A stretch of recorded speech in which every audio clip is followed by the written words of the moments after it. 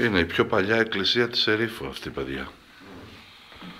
Ναι. Ναι, το 900 περίπου.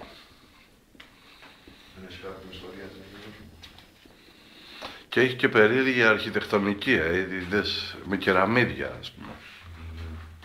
Καλά, οι γεωγραφίες είναι... δεν φαίνονται τίποτα. Καταπληκτικά που θα είναι. Πολύ καταπληκτικά.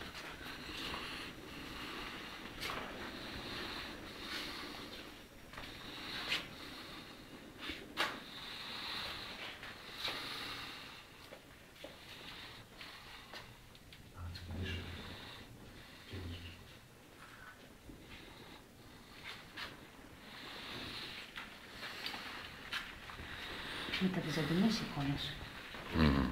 Δεν είναι βυζαντινό.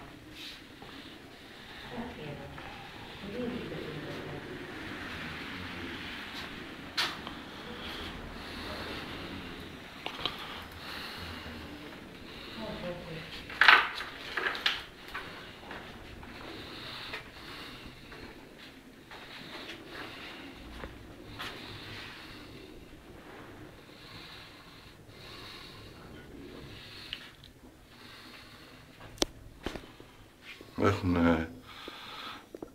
οι εικόνες, οι αγιογραφίες έχουν, πρέπει να έχει καεί η εκκλησία, παιδιά.